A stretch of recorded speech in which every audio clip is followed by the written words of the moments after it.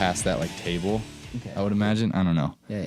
We'll see. I'm still figuring out the video thing. thing. My good side. Yeah, half. Is that what you're gonna do? He's the star of the show. I'm just featuring on his episode. Yeah. Cool, man. Well, let's get it started. I'm here with my buddy Nate Groves. Yo. And I feel like we have a lot to talk about because it's been like a year since a little over. Actually. Yeah. And a lot's been happening in both of our lives. We got to catch up a little bit at Pita Pit and kind of hear a little bit about it, but I want to get a little bit more in depth. And I feel like the most appropriate place to start would be acknowledging that you're now with a different band than you were last time we recorded an episode. Yes. Yeah. So let's get into that a little bit. Okay. So for starters, shout out to Pita Pit in Lawrence. Yeah. Keep doing what you're doing. So I'm no longer with Zion. I unfortunately had to part ways with the guys. There's no bad blood. I love those guys very much, and leaving the band wasn't something that I wanted to do. It was just something I felt I had to do. And often in life, humans, we like to take the path of least resistance. Mm-hmm. And a lot of times the hardest thing to do is usually the right thing to do. Yeah. And looking back in hindsight, I wish I could have known what I know now. Maybe I'd still be with them, but you don't know what you don't know until you don't know it. Yeah. And ultimately I do feel like it was for the best. So to kind of chalk it up, we were on tour and, we were doing really good with the EP. We were gaining a lot of momentum. Things were going good. It wasn't necessarily anything wrong with the band or the music. It was just where I was at personally in my life. I felt very lost. And being on tour kind of opened my eyes up to it, because when you come home from tour, usually that's kind of a bittersweet thing. You're excited to be home, but you miss the road too, and you have a lot of, fun memories and experiences. But for me, it was only bitter. It wasn't sweet at all. Yeah. I felt like I had nothing to come home to. I was at a point in my life where I couldn't bring myself to care about anything that wasn't music related, especially with the band. Mm-hmm. So I felt like I didn't know who I was when I wasn't on stage screaming at people. Mm. And I loved the connections I made with people. I loved the fact that I could share my experiences and that impact people in such a powerful way. Mm-hmm. And I loved being on stage. I loved touring with my friends, my brothers. Shout out to the guys in Zion. Love you guys. But yeah, like I said, man, I just felt like I didn't know who I was outside of music, and I felt like I didn't have anything to look forward to if it wasn't a show. My life became static and stagnant whenever I wasn't on stage, and that's what I would look forward to. And then also the direction of the music. Everybody knows Zion. We're very passionate. They're very passionate guys, and our music touched on a lot of negative topics and dealt with a lot of negative emotions, and I always tried to bring a positive spin to that. But it got to the point where this outlet, for me personally, this outlet that used to be a release for this negativity and this anger and this angst and sadness in my life, it became a manifestation of those things. And every night I had to put myself back there emotionally to give that experience and that authenticity to my audience. Yeah.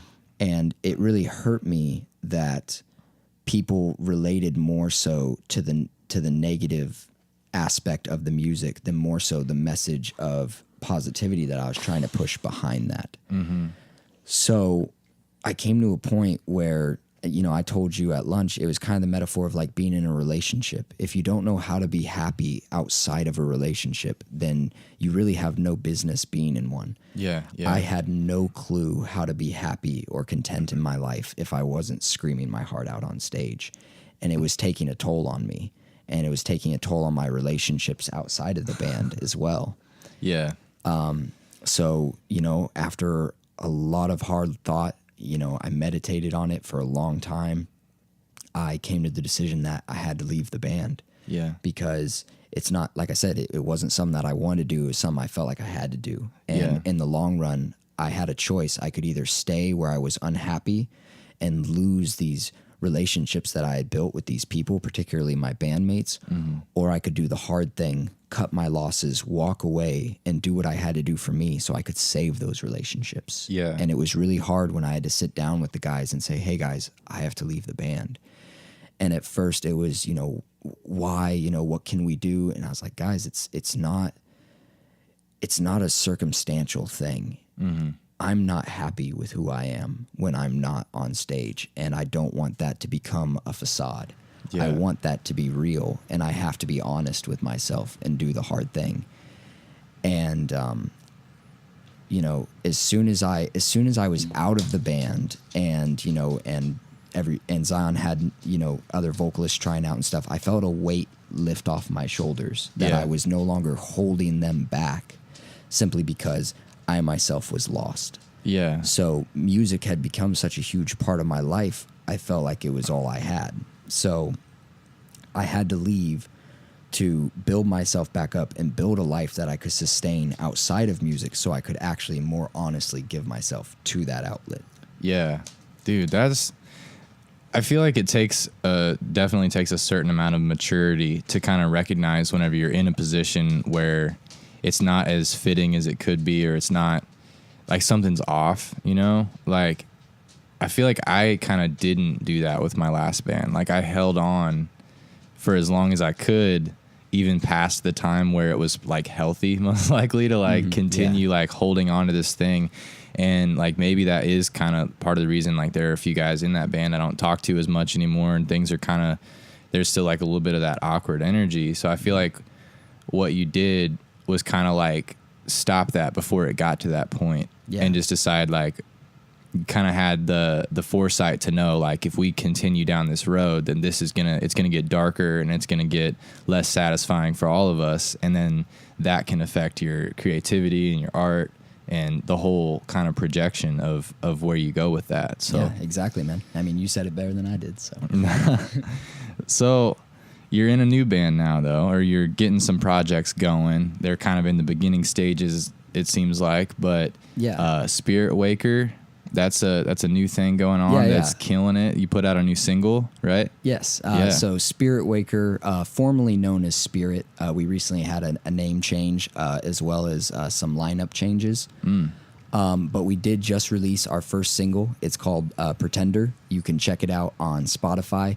I'm really happy with this track, and it kind of encompassed a lot of how I was feeling when I was with Zion. I felt like a lot of the times when you're an entertainer, when you're a performer, a lot of times you kind of have to put on a facade, and I don't like that. The reason I was drawn to this type of music was because of the grit, because of the realness, and I'm all about being an authentic person. And so the song Pretender came about in a very, when I was in a very angry place, not so much at myself, but more so just at what I was seeing in the world. And so the song kind of embodies the band's discontent with society's standards of conformity, and how a lot of people, especially in the younger generations, feel the need that it's more important to fit in than be yourself.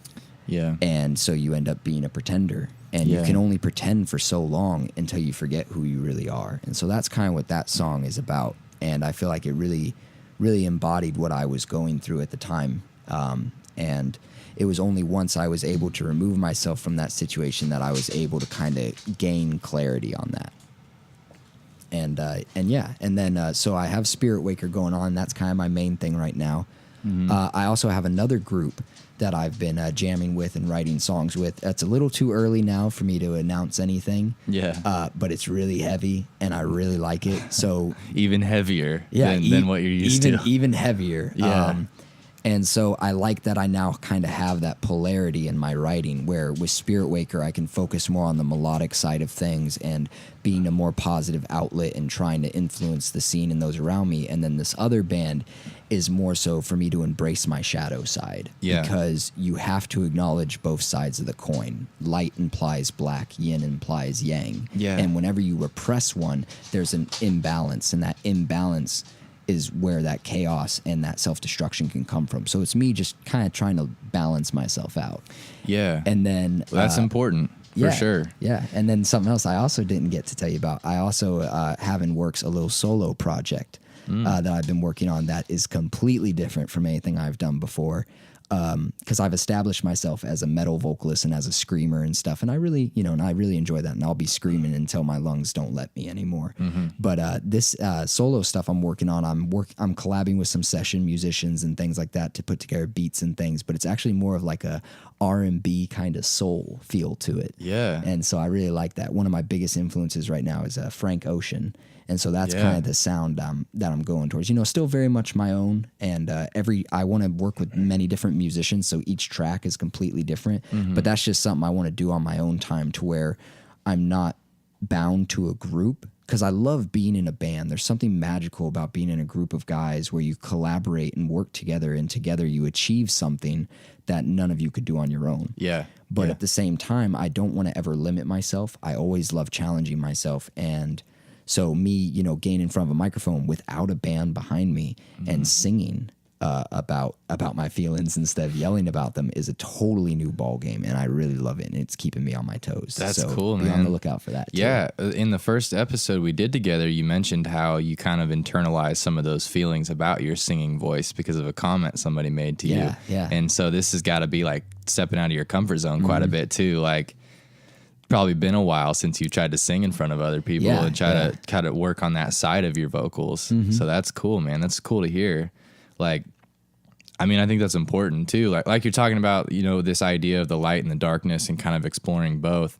I think that something that kind of relates to that is equally as important is being kind of right on the edge of the known and the unknown, and like always kind of going out of your comfort zone. And testing yourself and pushing yourself and doing things that you maybe wouldn't have done a while ago. Yeah. I always say, there was a very wonderful woman in my life that always told me, don't limit yourself and do hard things. And I feel like the minute you become comfortable in life and you fall into familiarity, that's when you're going to stop growing as a person. Yes. And I always want to be expanding. I always want to be growing, and I always want to be better than I was before. Yeah, I completely agree. Comfort is the enemy of progress in my mind. Yeah.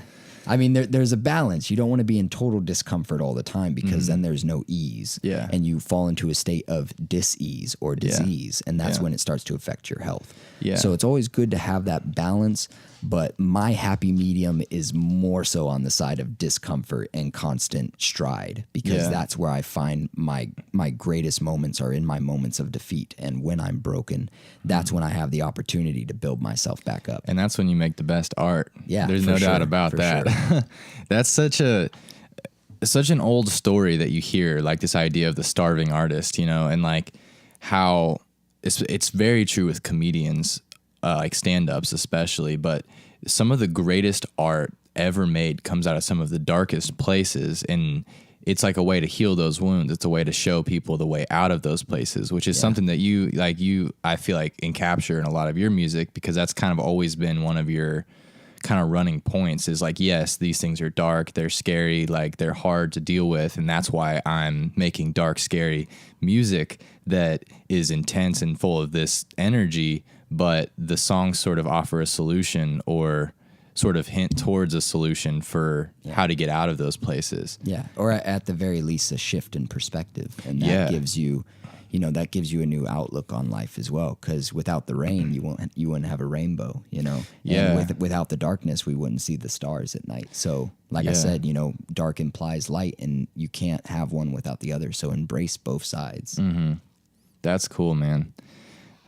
That makes me think of how I learned this weird scientific fact a long time ago, that there actually is not really, it sounds weird, but there's almost no such thing as darkness. It's actually just the lack of light. So photons, which are the molecules or whatever they're called that reflect light, and then your eyes perceive those as certain colors. But I learned a while ago that colors don't even actually exist if there isn't light to reflect those colors. So I don't know. It's just, I don't know how that really pertains to all this, but I think it's just kind of analogous to how there is a darkness and there's a light, but there's also kind of a lack of light. So like that, we can kind of allow ourselves to get into those places, and we can explore around there. And a lot of people, I think, are afraid to do that. And I think that that's kind of like what I take from heavy music, like what you play, and like hardcore and melodic hardcore and punk rock and emo and the stuff that really just gets right down to the heart. I think it's because of courageous artists that are willing to explore those dark places that a lot of us aren't willing to go. Yeah. You know, and I think that's really important in society right now, especially with, like, to get back to what you were talking about, your song Pretender. You know how you're saying how everyone's always pretending, everyone's got this front, and I think it's because we live in, like, you know, this social media realm where everyone's their own brand now, and they all have this kind of, they portray the light, but it's kind of dark in a way because it's not real. But I think that what makes music like this and art and all of this stuff so authentic is that it's being honest about what it is. It's not putting up a front. It's not pretending to be anything that it's not. You're creating art that you relate to, and then if other people relate to it, then that's great. You know? And I think that takes a certain amount of courage to be like, all right, I'm going to spill my soul out on this piece of paper, and then scream this to a crowd later, and release the darkness. Essentially, you're releasing it out into the crowd and seeing if people relate to it, and then offering that change of perspective, which is pretty cool. Yeah. Pretty cool stuff. Keep bumping the mic. Sorry. And, you know, like you said, you know, a lot of it takes courage, you know, because a lot of people, they're afraid to go into the dark because they have this idea of the light is something you need to find. But my life really changed when the light was no longer something I seeked out. It was something I became. And, you know, the problem with authenticity, not the problem, but the problem people have with authenticity is authentic will recognize synthetic, and it makes them uncomfortable. Yes, and a lot of people don't like being uncomfortable. And as far as being vulnerable on stage or just in general in life, like you said, it takes a courageous person, because we are grown up in this over masculine society where we're taught that vulnerability and sensitivity are weakness, when in fact that could not be further from the truth. I believe vulnerability is your greatest strength. Absolutely. That reminds me of kind of the Buddhist philosophy of the open hand instead of the clenched fist. Yeah, and like, you know, like you were saying how, you know, in your last project you were clinging to that. Yeah. And I believe that there are two forces at work in this world. One is love and one is fear.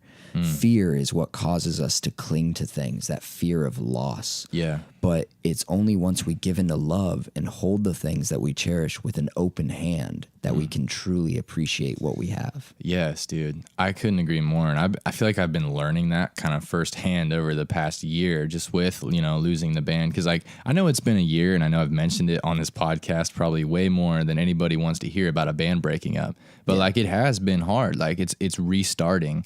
But that's something that I've kind of learned, and like, it really hit home with me at Pita Pit when you said that it is like a relationship. It's like a marriage. Like, if you don't know how to be happy outside of a band, then you're not going to be happy in a band. And if you are, it'll be temporary. Yeah. And so I'm working on learning how to be happy doing my own thing and just waiting for opportunities and you know, going through any open door that I see. And it's been fun. You know, I've got to do some projects with other artists, and I've got to work with some other people that I wouldn't have if I were in Better Ideas still.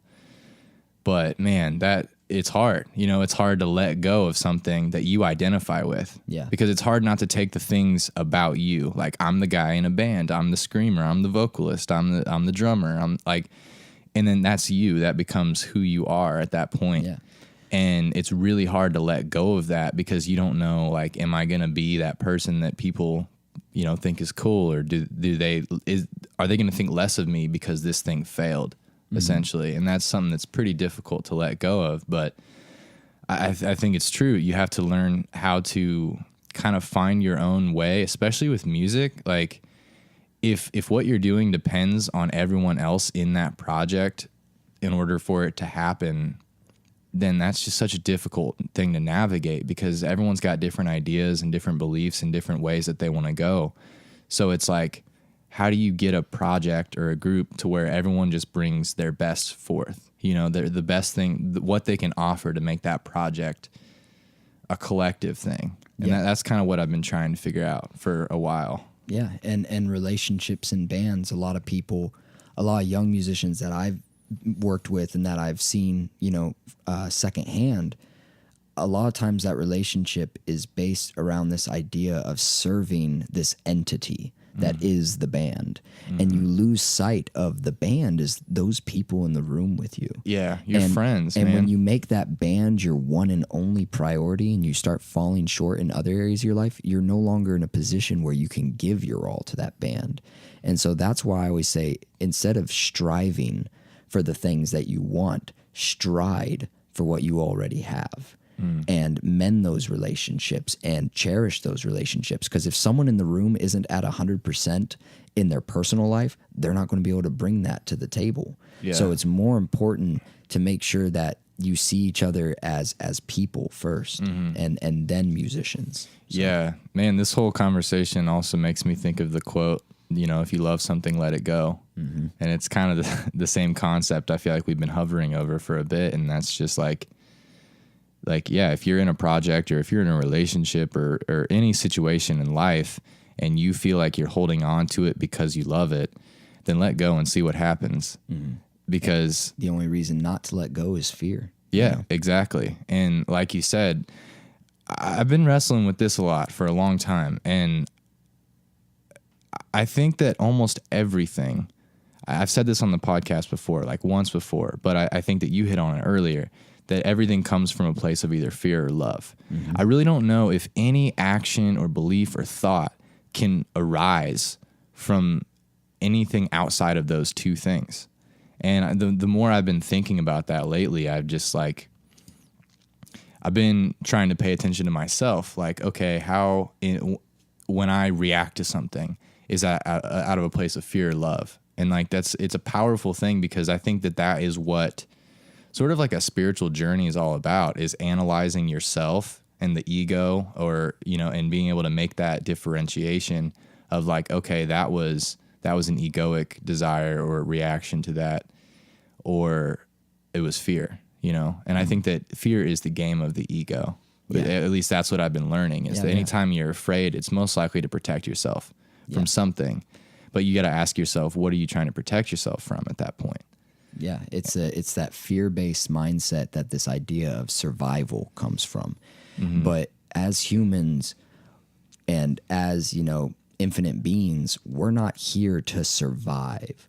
We're here to thrive. And it's only once you're coming from a heart space and a place of authenticity that you can then be and embody love. And that is where you'll find your true identity, instead of this persona that the ego, you know, has been feeding you, this idea of I'm this guy, this is who I am.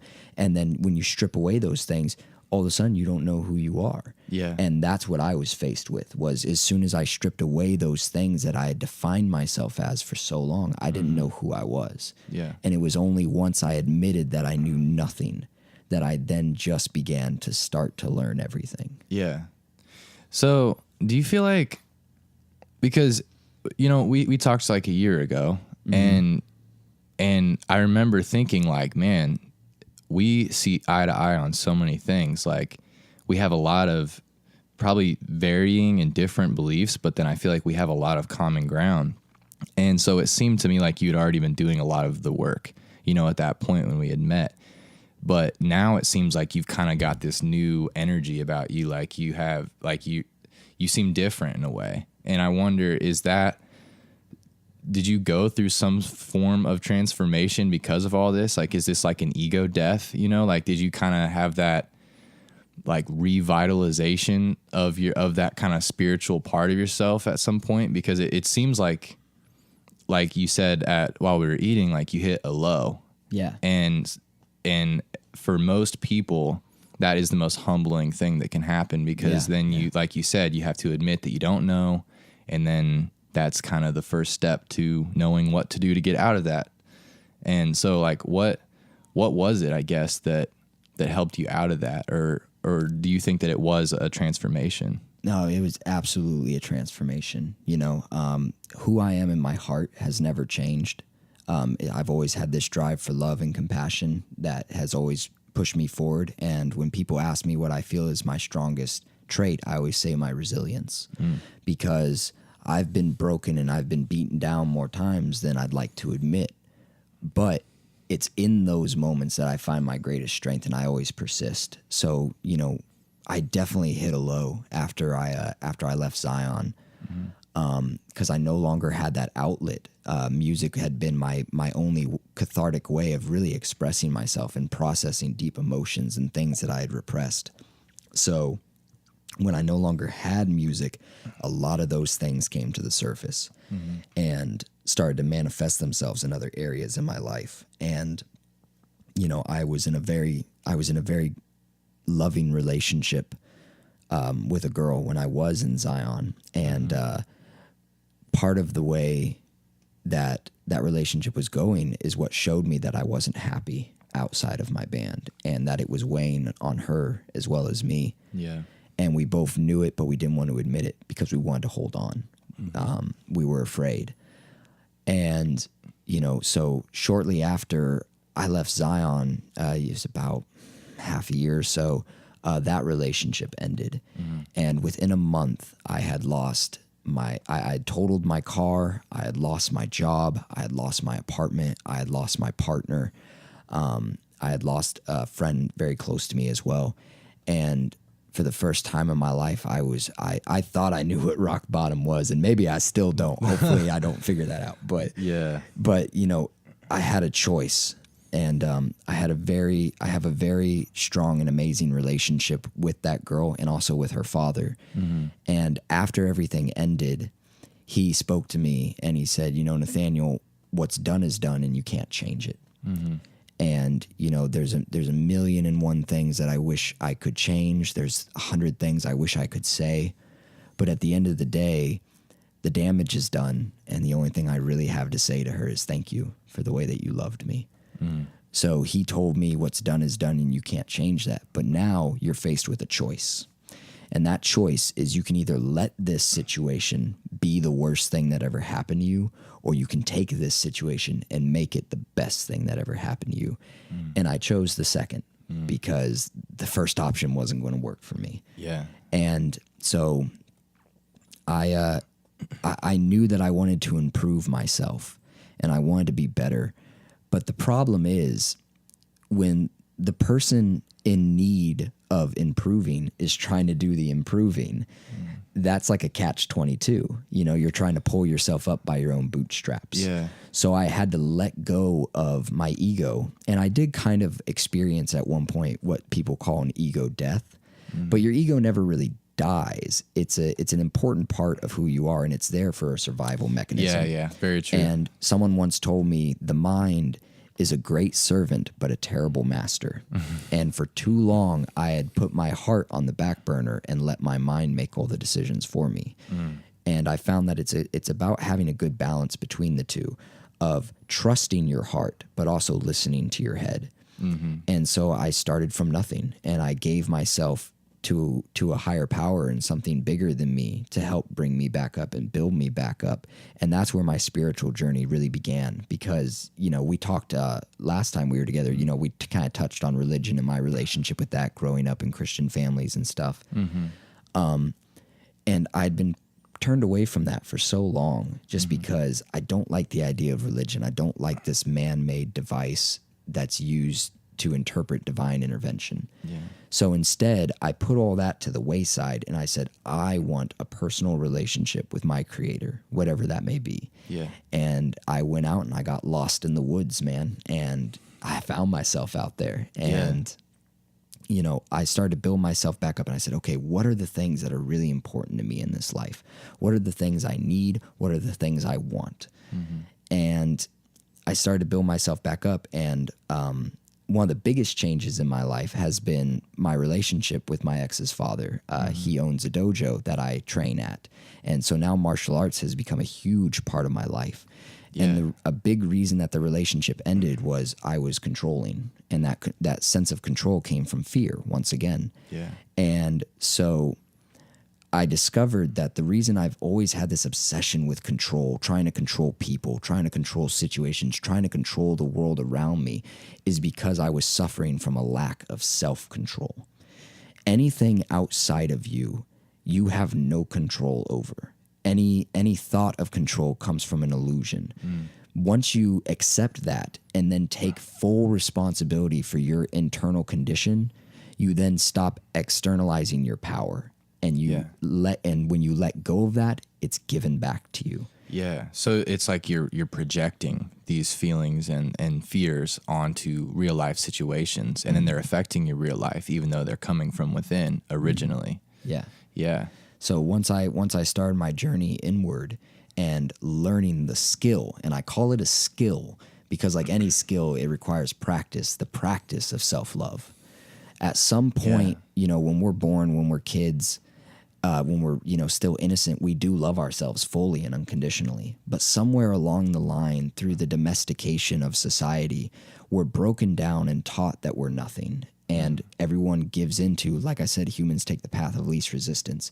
And it's really easy to hate yourself. Yeah. It's really easy to be negative. And for some reason, that's what's cool now. It's cool to not give an F about anything. Yeah, that bums me out so much, man. Like the sad boy thing and all that. And I've been in sad boy crew for most of my life. But one day I came to the realization, I was like, man, do I listen to this music all the time because I'm depressed? Or am I depressed because I listen to this music all the time? Yes. and you have to be mindful of, because in a way, your brain is like a computer and it's programmed based off of input. So you need to constantly be aware and conscious of the input that you're taking in, whether it be visually, audio, emotionally. Be aware of the things that you're internalizing because they're going to affect you, whether you admit that or not. Yeah. Man, I couldn't agree with that more because that's something that I've had that thought. Cause like nothing against Sad Boy Crew and all, I love emo music. I'm a huge fan. So Sad Boy for life. But the thing is, like, you're right. It's kind of feeding, like you may get into that type of stuff because you are in a certain place where you're sad or you're depressed. And then you hear a certain song that helps you out of that, or helps you get through that. But a lot of people, they don't want to get through it, and they want to identify with the depression or with the sadness or with the darkness. And I would say that like that scares me. Like you do you. I'm not going to tell anyone don't be like that. But at the same time, it just worries me because I think you are feeding your insecurities and your anxieties if you're almost taking pride in it. It seems like it's almost like a bit of an illusion, like we've kind of created this identity, this front of being this sad emo person or whatever, but that might be who you really are. But do you really want to own that as like who you are who you really are? Like, I think you'd probably agree with me is love. You are so much more than the sadness and the anxiety and the fear and all of those things. So to me, it's a little bit of a bummer to see people like owning it. Yeah. Because it's like, to me, that's not what sad music is for. It's for like what you use it for, where it heals wounds. It helps pull people from the darkness, or it allows them to explore safely.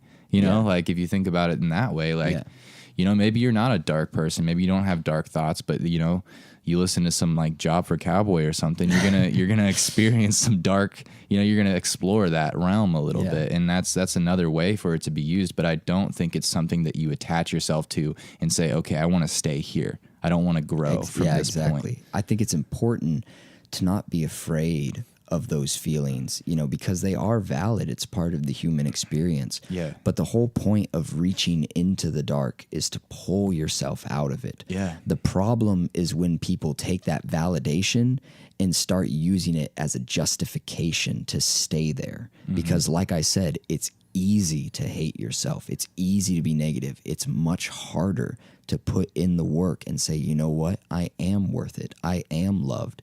And I've been coining this phrase lately, and I love that I have the opportunity to share it with listeners today. Our whole life, we were always taught the golden rule of treat others the way you want to be treated. Yeah. But for some reason, no one ever taught us what I like to call the platinum rule, which is treat yourself the way you want to be treated.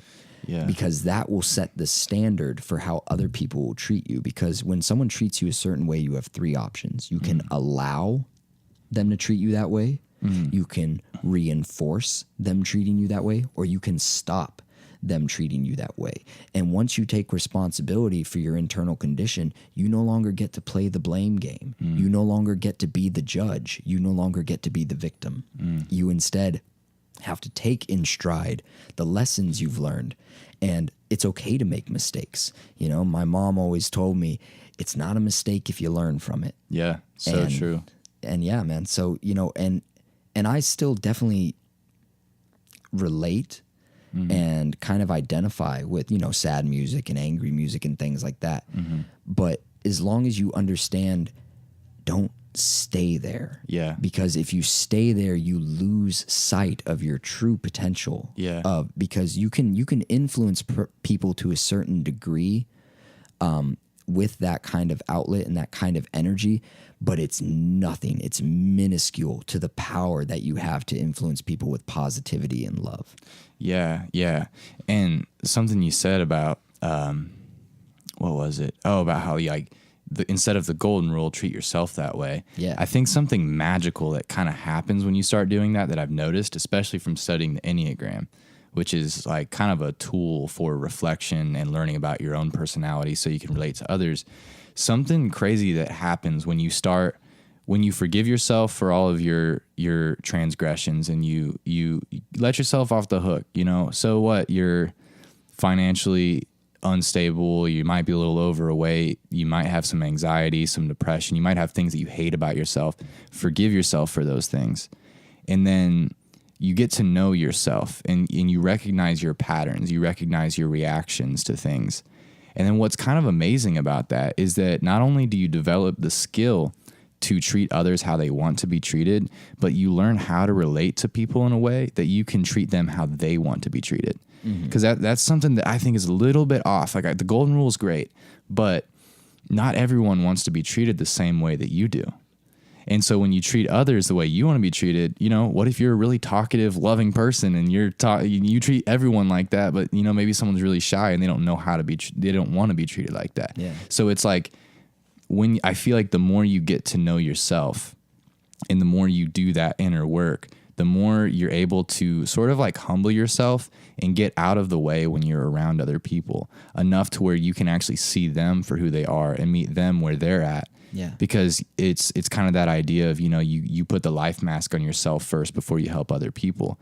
Like when you're doing that work, it just clears your misconceptions. Because when I've noticed that when you're hanging out with somebody and you're stressing and you have all these things, these egoic things and these fears and these anxieties, you're kind of like misconstruing every situation, every conversation, every interaction that you have. They are just a reflection of some of the things that are going on inside of you. Absolutely. And everybody is a mirror. Yeah. And sometimes there's smoke in the way of that mirror. Yeah. But when you get rid of that illusion, which is usually based in ego and fear, you realize that we're all the same. You know, Yeah. we all desire to be loved. We all desire to be happy in life. Yeah. And I think, you know, once you learn to take care of number one, you're then in a position where you can take care of number two. Yeah. And, you know, especially when relating to other people, sometimes we get so caught up in our own journey and in our own, you know, whatever we're going through and feeling some type of way, we forget that they may be in a completely different walk of life. Yeah. And, you know, and like you said, being a talkative person, I'm very talkative. You can ask anybody. I love the sound of my voice, especially on this beautiful microphone. Yeah, they do sound pretty good. but someone said to me that I really stuck with me. He said, "You have 2 ears and 1 mouth because you're supposed to listen twice as much as you speak." Wow. That reminds me of the Bible verse in James, like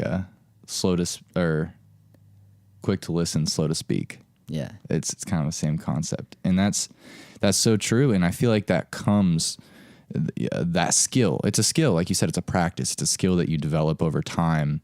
And I feel like it's sort of a byproduct of learning how to listen to yourself. Because the people who don't know how to listen to other people don't know how to listen to themselves either. Yeah. They're just talking to hear themselves talk, to validate their own ego.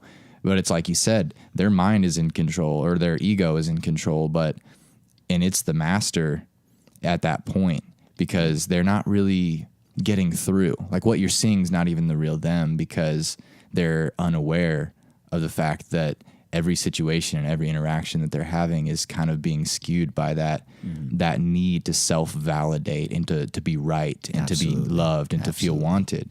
And it's a sad thing when you see that, because it's hard to, because we're supposed to meet them where they're at. You know, we're supposed to, as people who have this knowledge, try to get underneath the ego or those fears or whatever that front is.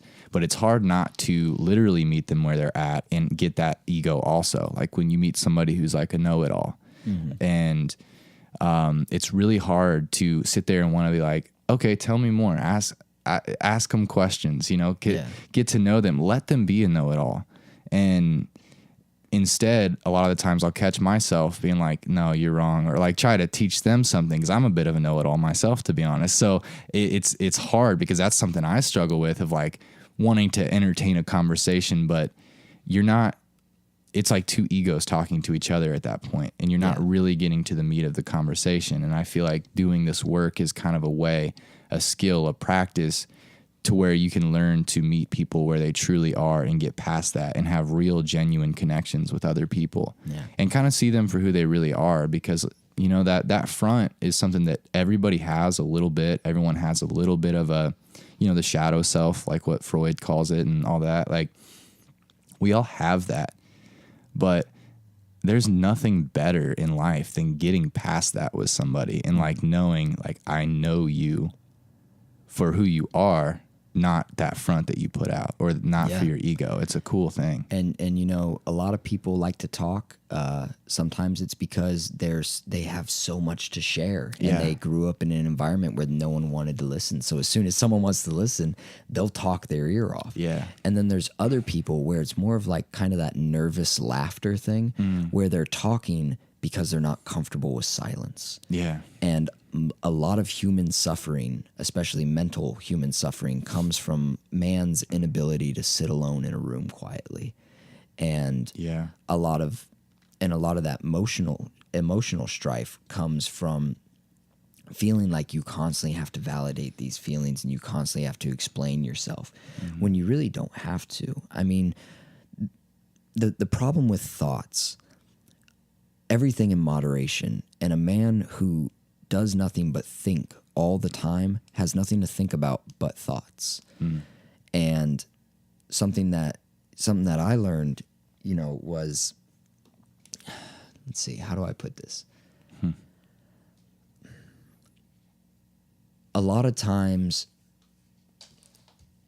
our thoughts are conveyed through words, through language, and human language is so limited in what it can express. It's like an arbitrary scaffolding. Everything that I have to say to you is me just regurgitating things that have been said to me that I feel are worth repeating.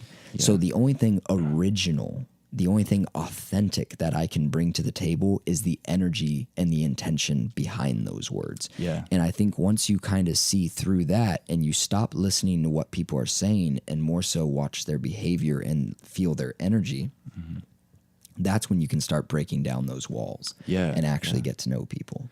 Yeah, that's true, man. And I feel like that, like we said, it kind of starts from a place of humbling yourself and getting out of the way to allow that to happen.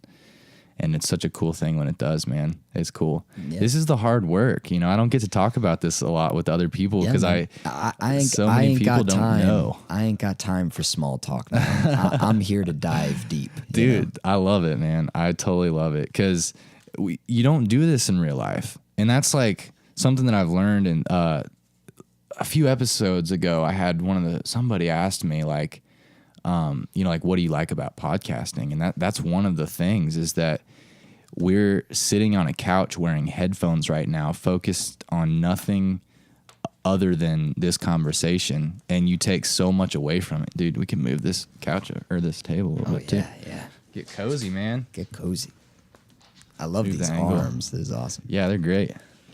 But yeah, man, this is just like, you know, the people listening, it's like, for them, it's like being a fly on a wall during a really genuine conversation. And that's something that I really love about you're a this. beautiful fly, whoever you are.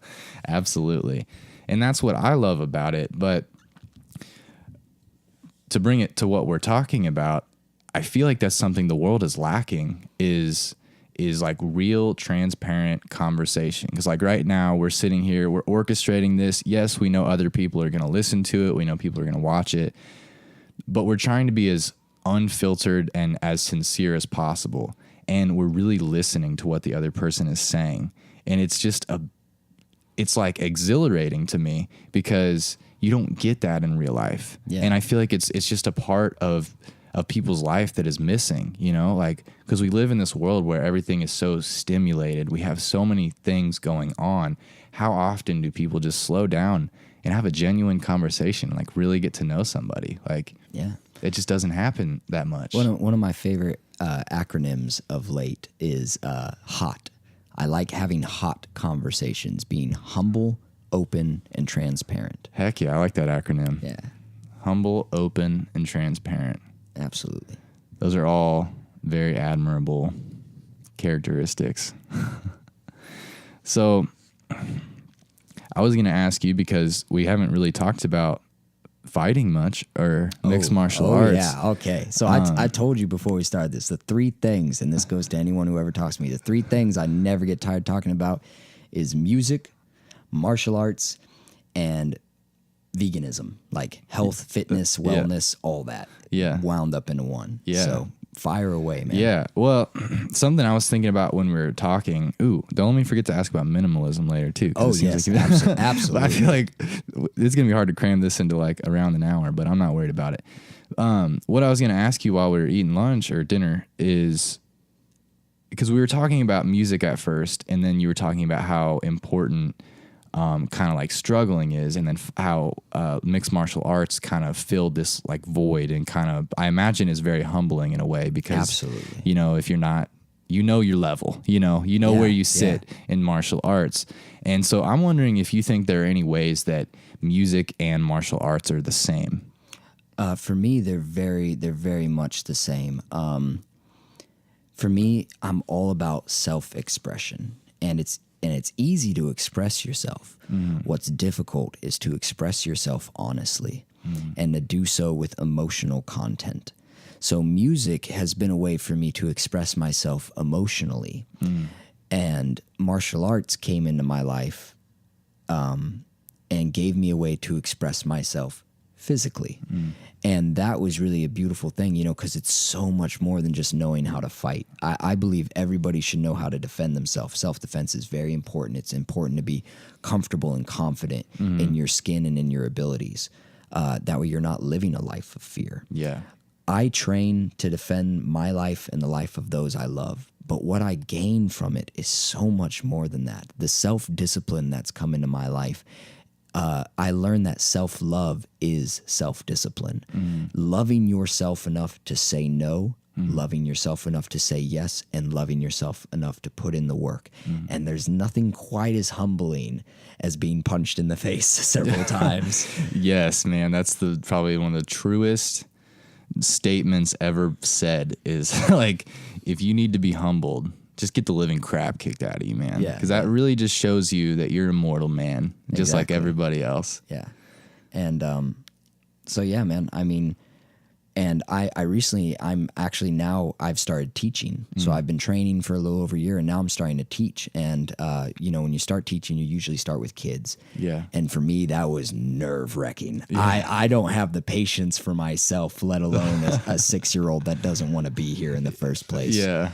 But there's something really humbling and really fulfilling about working with, you know, particularly kids that come into my class and, you know, they're looking at the floor, they don't make eye contact, they're not confident in who they are, they don't key eye very loud. And then working with them and understanding why they're there, because there's always two fights going on. There's the fight going on outside of you, which really isn't that big of a deal compared to the fight that's going on inside of you. As above, so below, man. Exactly. Yeah. As within, so without. Yeah. And so it was really humbling for me to see these kids come in, you know, and for instance, there was this one kid, I won't mention names, but he came in and at first, you know, he was a real troublemaker. He didn't want to do anything. He was just there because his mom made him be there, Yeah. you know, because she didn't want to deal with him after school and it was cheaper than babysitting. But, Parenting tip 101. yeah. Send them my way. Send them my way. I will make them warriors. I'll mostly just make them do push-ups. There you go. But, and, you know, and then I continue to work with him and, you know, at first I kind of had to find my identity as an instructor of who I was, and who I was on stage. There was always a bit of disconnect between me and the audience. There was always that stage performer versus audience crowd. And so as soon as the music's done, it's done and over. Yeah. But in martial arts, I really had to get to know my students and get down on their level and be like, okay, why are you here? Are you here because you want to be here? Or are you here because your mom makes you be here? And if that be the case, why not make the best of it? Yeah. And so I came to find out that this kid was being bullied. And, you know, of course, I was bullied a lot. And so I immediately related to that. And I wanted to teach him how to defend himself. And that was important. But what was more important was teaching him how to be confident in who he was. And so I made him do things he didn't want to do, like push-ups and work hard and sweat, so that he could be the person he really wanted to be. And 2 months later, he comes in my class and was unrecognizable. He was looking me in the eye, said, you know, sir, how's your day today? And I saw his respect towards his parents changed. And even his parents came up to me and mentioned, said, thank you so much for working with my son. You know, he's really thriving here. And I said, you know, ma'am, it's the least I could do. I could train at this school and teach here for the rest of my life, and I would only give back a quarter of what this school has given me. And so that was really humbling. And for the first time, I found something outside of music that made me not only feel alive and connected, but made me feel like I had a purpose and a passion outside of myself to serve others. And it was really just kind of jaw dropping, man. And definitely it changed my life, you know. And I'll probably see that kid tomorrow. If he's listening to this, you know who you are, and you better be doing your knuckle push-ups. So, dude, that's cool. Like, so it sounds like you've kind of have this newfound love for teaching and trying to help people. Maybe that's not new, actually. Now that I think about it, it's definitely a different avenue. You're doing the same thing in a different avenue, because like what you one of your big things with music is trying to give people the tools that they need to change their perspective or change their outlook or to get out of the darkness.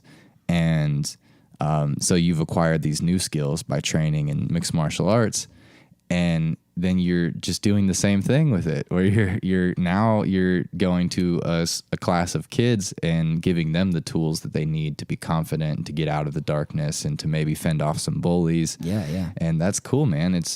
And I'll tell you what, man. They relate. I'll tell you what, man. I don't teach those kids near as much as they teach me. Yeah, I never thought that a 6-year-old would teach me so much about life. Yeah. And shout out to all the parents out there, man. It's an amazing thing when because we forget a lot of the cores of who we are when we grow up and stuff. But when you kind of put yourself back in that childlike state of just living in the moment and just wanting to be a better person, it really changes you. You know, Yeah. I'm not at all the same person I was before. Yeah. So, do you think, is that something else that you picked up from fighting? Is that idea of being in the moment, like being present? Oh, absolutely. Yeah, because I know music does that for you, but I think that doing something as physical as mixed martial arts is. It kind of does it in a different way, where it forces you to be more in your body versus when you're on stage, you might be kind of in your head, in your heart.